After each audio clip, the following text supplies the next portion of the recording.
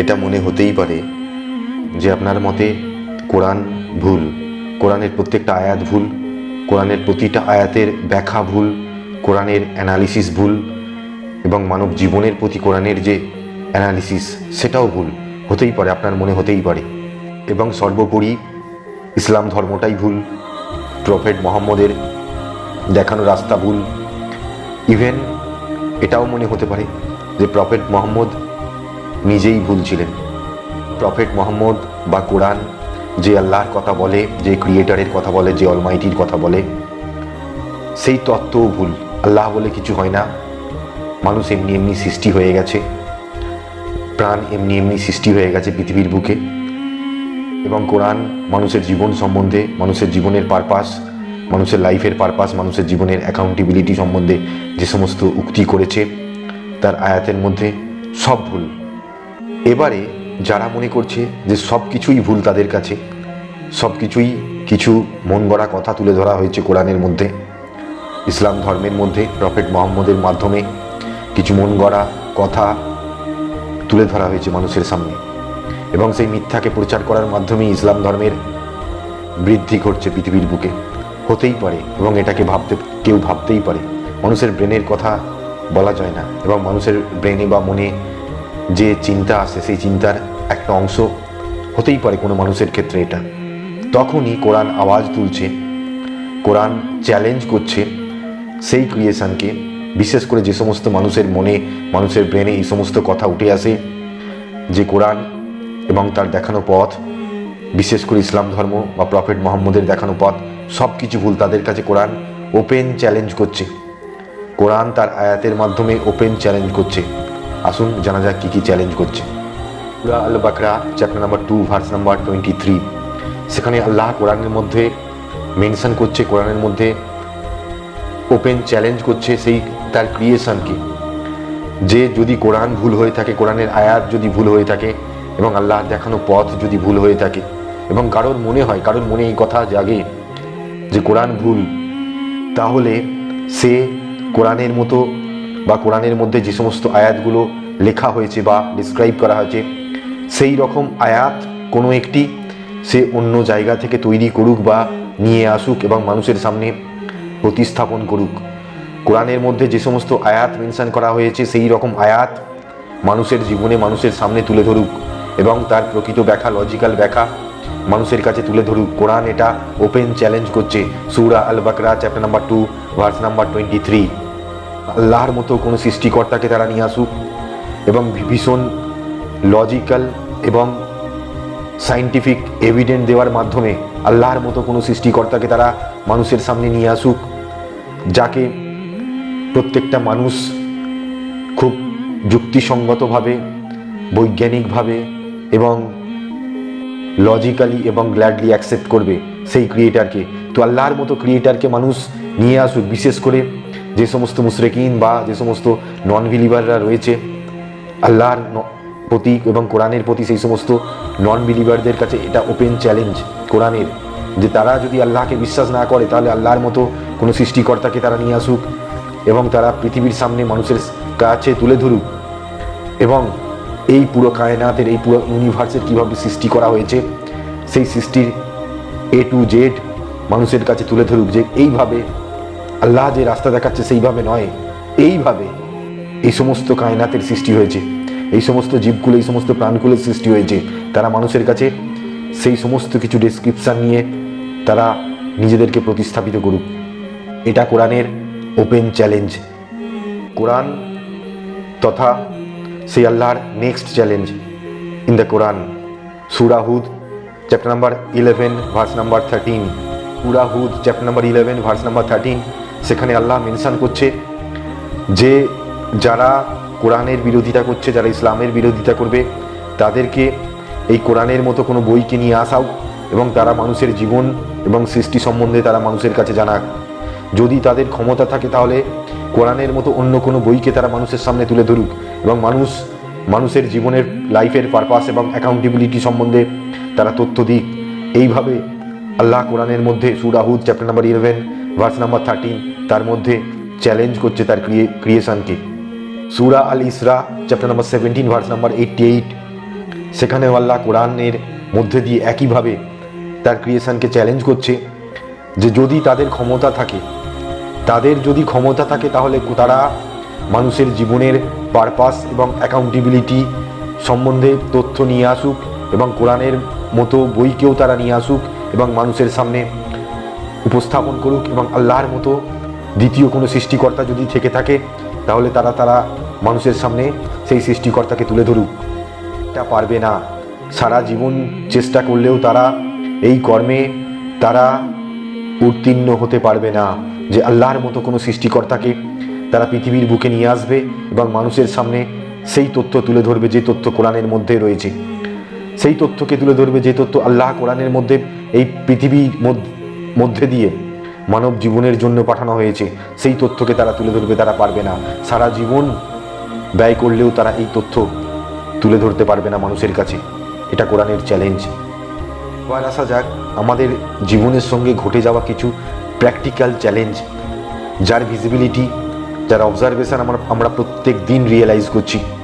প্রত্যেক দিন আমাদের হৃদয় দিয়ে, আমাদের মন দিয়ে, আমাদের প্রাণ দিয়ে, আমাদের হার্ট দিয়ে, আমাদের ব্রেন দিয়ে আমরা প্রত্যেক দিন সেই সমস্ত জিনিসগুলোকে আমরা অবজার্ভ করছি, সেই সমস্ত প্র্যাকটিক্যাল এক্সাম্পল যেগুলো পৃথিবীর বুকে ঘটে চলেছে অ্যাজ এ ফিজিক্যাল এভিডেন্ট। প্রথমত মানুষ যদি তার নিজেকেই কোশ্চেন করে যে মানুষ তো তার প্রত্যেকটা জীবনের প্রত্যেকটা মুহূর্তকে ভোগ করার চেষ্টা করছে। আজকে কি খাবে সেটাও সে ভাবছে, কালকে কি খাবে সেটাও সে ভাবছে। তাহলে মানুষ তার জীবনের যে পারপাস রয়েছে, যে অ্যাকাউন্টেবিলিটি রয়েছে, সেটাকে সে কিছুটা সময়ের জন্য শুধু ভাবছে যে আমার জ্ঞান হয়েছে সাপোজ 12 থেকে 14 বছরের মধ্যে আমার জ্ঞান হয়েছে এই পৃথিবীর বুকে।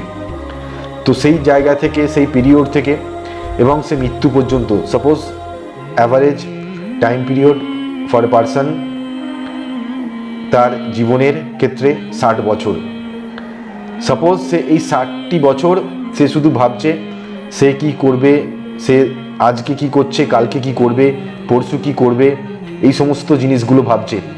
সে কেন ভাবছে না যে তার জন্মের আগে সে কোথায় ছিল, বা সে কেন এটা ভাবছে না যে সে ওই 60টি বছর মৃত্যুর পর তার জীবনের কি হবে, তার জীবনের কি হবে? তাহলে তার জীবনের অ্যাকাউন্টেবিলিটি কোথায়? এবং যতক্ষণ না আমরা জীবনের অ্যাকাউন্টেবিলিটি ভাবছি, যতক্ষণ না আমরা আমাদের জীবনের এই যে টাইম পিরিয়ড দেয়া হয়েছে, এই টাইম পিরিয়ডের অ্যাকাউন্টেবিলিটি সেট আপ করার চেষ্টা করছি, ততক্ষণ আমরা এই জীবনের কোনো পারপাস খুঁজে পাবো না, কিছুতেই খুঁজে পাবো না এই জীবনের আমাদের আসল পারপাস কি, এই লাইফের কি পারপাস রয়েছে। লাইফ যদি একটা সাইকেল হয় এবং মানুষ যদি তার জীবনযাত্রার মাধ্যমে একটা সাইকেলকে কমপ্লিট করার চেষ্টা করে, তাহলে যেখান থেকে সে স্টার্ট করেছিল বা যেখান থেকে তার জীবনের স্টার্ট হয়েছিল, সেই জায়গা থেকে সে ট্রাভেল করতে করতে আবার সেই জায়গায় যদি না ফিরে আসে, তাহলে তার লাইফ সাইকেল কিভাবে হলো? তার লাইফের এই যে ট্রাভেলিং একটা দিক, এই যে ট্রাভেলিং করার একটা সময়, তার পূর্ণতা কিভাবে লাভ হলো? সে যতক্ষণ না যে জায়গা থেকে শুরু করেছিল সেই জায়গায় আবার ফিরছে, তার সার্কেল, জীবনের সার্কেল কিভাবে কমপ্লিট হলো? সে যতক্ষণ না যে জায়গা থেকে স্টার্ট করেছিল আবার সেই জায়গায় ফিরছে। তো এটাই তো একটা life cycle, and that is called human life cycle. যে জায়গা থেকে হিউম্যান লাইফের জীবন শুরু হয়েছিল সেই জায়গাতে যদি না ফেরে, তাহলে তার লাইফ সাইকেল হলো কিভাবে? এবং সেই লাইফ সাইকেলের একটা অ্যাকাউন্টেবিলিটি রয়েছে, সেই লাইফের সাইকেলের একটা অ্যাকাউন্টেবিলিটি রয়েছে। কোনো মানুষ এমনি এই পৃথিবীর বুকে আসে না, একটা নির্দিষ্ট পারপাসের সঙ্গে সে পৃথিবীতে তাকে পাঠানো হয়েছে। কোনো মানুষ এমনি পৃথিবীর বুকে জীবন পায়নি, সেই জীবনের একটা নির্দিষ্ট পারপাস নিয়ে সে পৃথিবীর বুকে এসেছে। পৃথিবীর বুকে এমন কোনো মানুষ পাবেন না সে তার জীবনে কোনো কাজ করেছে যেই কাজের কোনো পারপাস ছিল না। পৃথিবীতে এমন কোনো মানুষ পাবেন না যে সে তার সারা জীবনে এমন কোনো কাজ করেনি যেটা পারপাসলেস কাজ ছিল। প্রত্যেকটা কাজের পিছনে, তার জীবনের প্রত্যেকটা কাজের পিছনে একটা করে নির্দিষ্ট পারপাস আছে। ইভেন তার ডিসপ্লেসমেন্টের ক্ষেত্রেও সে এক জায়গা থেকে অন্য জায়গায় গিয়ে সরে বসছে, তার পেছনেও একটা নির্দিষ্ট পারপাস রয়েছে। মানুষ প্রত্যেক দিন জল খায়, মানুষ প্রত্যেক দিন অক্সিজেন ইনটেক করে, তারও একটা পারপাস রয়েছে। সে নিজেকে বাঁচিয়ে রাখার জন্য এই সমস্ত কাজ করে। Purposeless life is nothing but a lifeless life. একটা পিতামাতা পৃথিবীর বুকে তারা সন্তান জন্ম দেয়, তারও একটা পারপাস রয়েছে, তারও একটা পারপাস রয়েছে। কি পারপাস? না, সেই সন্তানটি তার মৃত্যুর পর তার বংশের উত্তরাধিকার হয়ে এই পৃথিবীর বুকে বেঁচে থাকবে, তার বংশের উত্তরাধিকার হয়ে এই পৃথিবীর বুকে বেঁচে থাকবে এবং তার ফেলে যাওয়া বা তার রেখে যাওয়া সমস্ত কিছু সে দেখাশোনা করবে। এটাই তার সন্তান নেওয়ার বা জন্ম দেওয়ার ক্ষেত্রে তার জীবনের পারপাস। মানুষ সেভিংস করে কেন? মানুষ সেভিংস করে কেন? তারও একটা পারপাস রয়েছে, যাতে করে ভবিষ্যতে ওই সেভিংস থেকে সে সাপোর্ট পায়। সেটা ফাইন্যান্সিয়াল ক্রাইসিসের ক্ষেত্রে হোক বা মেডিকেল সাপোর্টের ক্ষেত্রে হোক, যে কোনো রকম সাপোর্টের ক্ষেত্রে সেই সেভিংস থেকে সাপোর্ট পায়। মানুষ বাড়ি তৈরি করে কেন? যাতে করে সে নিজে এবং তার উত্তরাধিকার ওই বাড়িতে থাকতে পারে এবং জীবনযাপন করতে পারে সুষ্ঠুভাবে। মানুষ গাড়ি কেনে কেন? যাতে করে ওই গাড়ি চড়ে মানুষ এক স্থান থেকে অন্য স্থানে দ্রুত পৌঁছে যেতে পারে। ঘড়ি পড়ে কেন? যাতে করে ওই সময়ের মধ্যে মানুষ তার কাজটি সম্পন্ন করতে পারে। খাবার খায় কেন? খাদ্য গ্রহণ করে কেন? জল পান করে কেন? নিজেকে বাঁচিয়ে রাখার জন্য। মানুষ শিক্ষা লাভ করে কেন? জ্ঞান অর্জন করার জন্য। আবার অনেকে টাকা উপার্জন করার জন্য, ভালো চাকরি পেয়ে, ভালো জব পেয়ে, সঠিক জায়গায় পোস্টিংয়ের মাধ্যমে টাকা রোজগার করাও অনেকের নেশা, তাই শিক্ষা লাভ করে। তাহলে এবার ভাবুন, মানুষের প্রত্যেকটা কর্মের পিছনে যদি একটা পারপাস থেকে থাকে, প্রত্যেকটা কর্মের পিছনে যদি একটা কারণ থেকে থাকে, ইভেন একটা মানুষকে জন্ম দিচ্ছে তার পেছনেও কারণ রয়েছে, তাহলে যে ক্রিয়েটর, যে আল্লাহ আমাদেরকে সৃষ্টি করেছে, এই সৃষ্টির পেছনে কোনো কারণ থাকবে না? এই সৃষ্টির পেছনে কোনো অ্যাকাউন্টেবিলিটি থাকবে না? এটা সম্ভব? কিছু বেপরোয়া মানুষ আছে আমাদের জীবনে, আমাদের সমাজে, যারা এই শর্ট টাইম পিরিয়ড একটা সার্কেলকে তারা কমপ্লিট করতে চায় না, অথচ তারা বলছে লাইফ ইজ এ সাইকেল। তারা সেই সাইকেল বা সেই সার্কেলের একটা পার্টটুকু এনজয় করতে চায়। সাপোজ 15 বছর থেকে বা 20 ইয়ার্স থেকে আপ টু 60 ইয়ার্স এই শর্ট ট্রাভেল করে লাইফের এইটুকু পার্টকে তারা এনজয় করতে চায়। তারা না পারপাসে এগ্রি করে লাইফের, না লাইফের অ্যাকাউন্টেবিলিটি এগ্রি করতে চায়।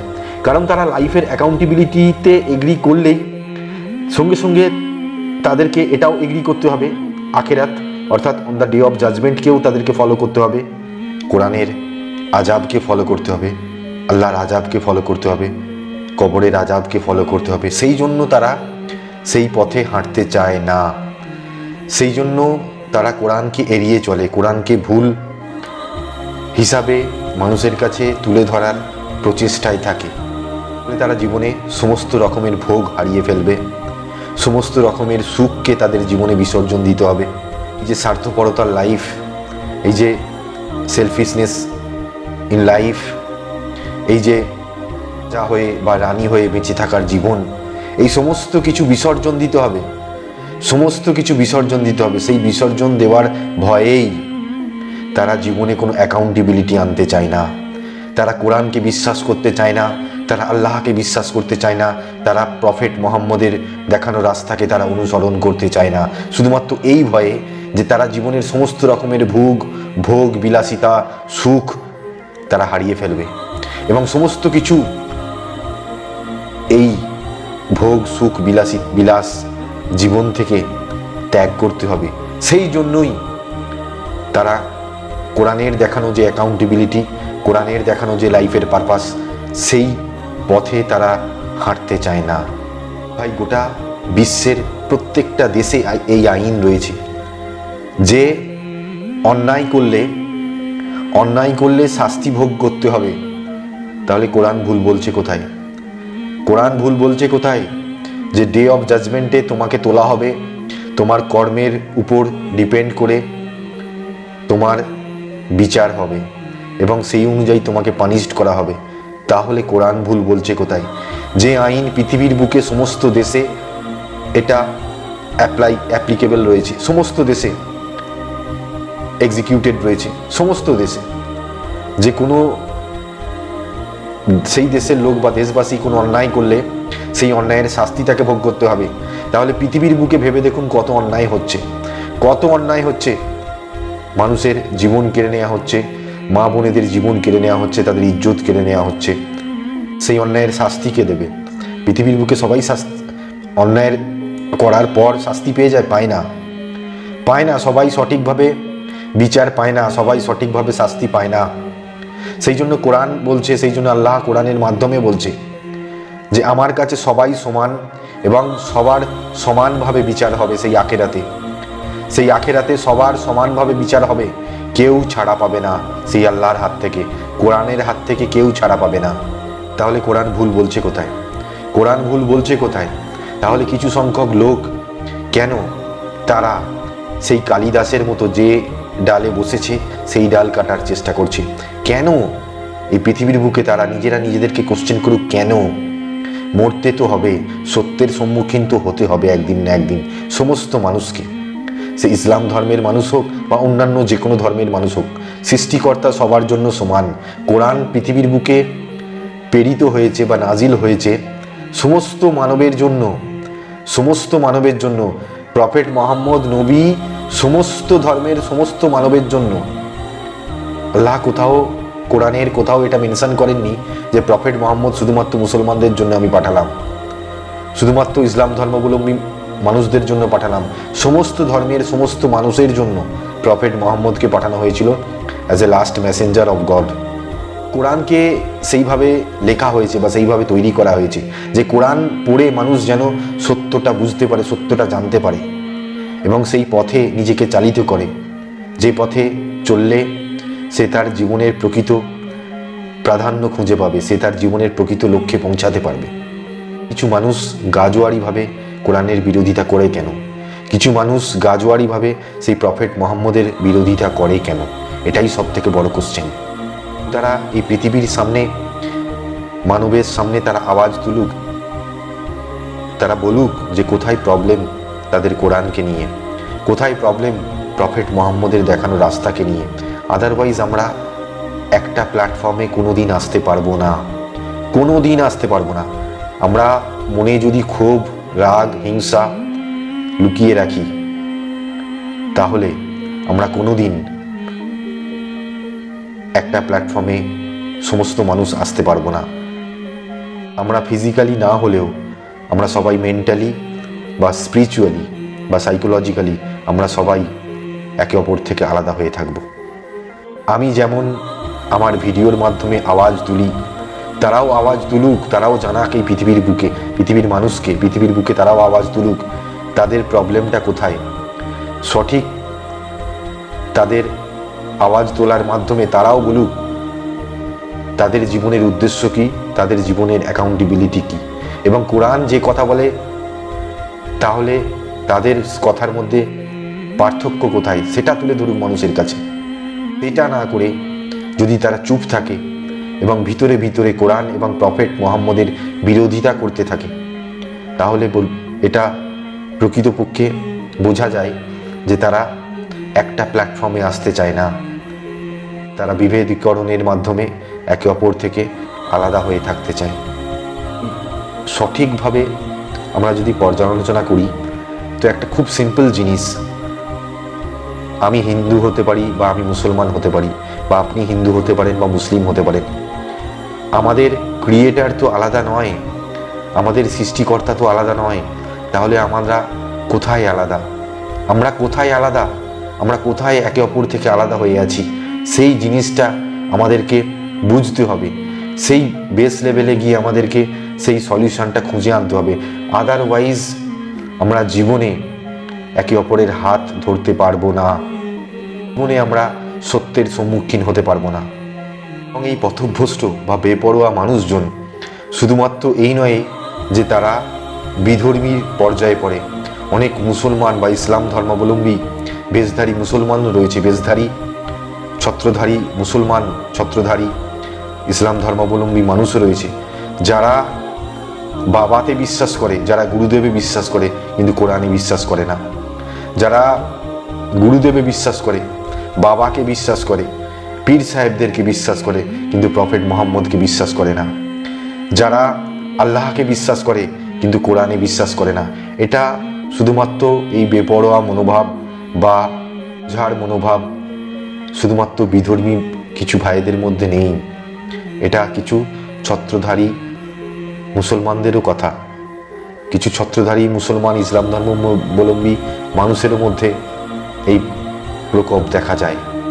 তারা জীবনকে বিশ্বাস করে, জীবনে থাকা, উপভোগ, বিলাসিতা, এনজয়মেন্ট সমস্ত কিছুতে বিশ্বাসী, কিন্তু তারা আখিরাতে বিশ্বাসী নয়। কারণ আবার সেই একই কথা, আখিরাতে বিশ্বাস করতে গেলে মানুষ প্রথমে হারাবে নিজের শোক, নিজের ভোগ, নিজের সুখ, নিজের বিলাসিতা, বিলাসবহুল জীবন, এই সমস্ত কিছু আগে হারাতে হবে। মানুষ এগুলো হারাতে চায় না। মানুষ এতটাই স্বার্থপর, মানুষ এগুলো হারাতে চায় না। মানুষ তার আখিরাতকে বিসর্জন দিতে চায়, মানুষ কোরআনকে ভুল প্রমাণিত করতে চায়, মানুষ আল্লাহকে ভুল প্রমাণিত করতে চায়, মানুষ প্রফেট মোহাম্মদকে ভুল প্রমাণিত করতে চায়, কিন্তু সে তার নিজের বিলাসবহুল জীবন, নিজের ভোগের জীবন, নিজের বিলাসের জীবন থেকে বেরোতে চায় না। জন্য আল্লাহ কোরআনের মধ্যে দিয়ে তাদেরকে ওপেন চ্যালেঞ্জ করছে যে যদি তোমাদের অন্য কোনো রাহবার থেকে থাকে, যদি অন্য কোনো সৃষ্টিকর্তা থেকে থাকে, যদি তোমরা ভোগকে নিজের দেবতা বলে মেনে নাও, জীবনের বিলাসিতাকে তোমরা তোমাদের খোদা বলে মেনে নাও, তাহলে সেই খোদাকে নিজেদের সামনে নিয়ে আসো এবং তারা সামনে নিজের খোদাকে তুলে ধরুক এবং বলুক যে তারা যেন আল্লাহর সমতুল্য হয়। ক্ষমতা আছে তাদের যে তারা এই পৃথিবীর বুকে কৃত্রিমভাবে সৃষ্টি করা যে সমস্ত খোদা বা রাহবারকে তৈরি করেছে, তারা সেই আল্লাহর সমকক্ষ বা সমতুল্য হতে পারবে, তাদের ক্ষমতা নেই। যে সৃষ্টিকর্তা এত কমপ্লেক্স ক্রিয়েশনের মাধ্যমে তার জীবকুল, তার প্রাণগুলকে বাঁচিয়ে রেখেছে, সেই সৃষ্টিকর্তার মতো অন্য কোনো সৃষ্টিকর্তা হতে পারে? আরও বলি, মানুষ যদি শুধুমাত্র তার নিজের দেহটিকেই দেখে, যে দেহে সে বাস করে, সেই দেহটাকে ভিতর থেকে দেখলেই মানুষ পাগল হয়ে যাবে যে এত কমপ্লেক্স ক্রিয়েশনের মধ্যে দিয়ে আমি বেঁচে রয়েছি কিভাবে এত কমপ্লেক্স অর্গ্যান সেগুলো ইউজ করার মাধ্যমে আমি বেঁচে রয়েছি। মানুষ পাগল হয়ে যাবে এবং তার পেছনে যে ব্রেন রয়েছে, তার পেছনে যে প্ল্যান রয়েছে, তার পেছনে যে ক্রিয়েটার রয়েছে, সেই ক্রিয়েটারকে আমি অন্যের সমতুল্য কি করে করব? মানুষ যদি এই ইউনিভার্সের কথা ভাবে, একবারের জন্য ভাবে যে এই ইউনিভার্স, এই এত গ্যালাক্সি, এত স্টার্স, এত প্ল্যানেটস কিভাবে তৈরি হয়েছে, কিভাবে, কি প্ল্যানে, কি ব্রেনের মাধ্যমে তৈরি হয়েছে, কে রয়েছে এর পেছনে, মানুষ পাগল হয়ে যাবে। অথচ মানুষ ভিতরে ভিতরে সেই ক্রিয়েটারের বিরুদ্ধচারণ করার মাধ্যমে নিজেরা নিজেদের মতো এই পৃথিবীর বুকে রাহবার বানিয়ে রেখেছে। আস্তাগফিরুল্লাহ, আল্লাহ আমাদের সবাইকে মাফ করুক, সেই সৃষ্টিকর্তা আমাদের সবাইকে মাফ করুক, যারা আজকে কোরআনকে এবং সেই আল্লাহকে চ্যালেঞ্জের সামনে দাঁড় করিয়ে দেয়। সেই সৃষ্টিকর্তা যেন আমাদেরকে ক্ষমা করে প্রত্যেককে।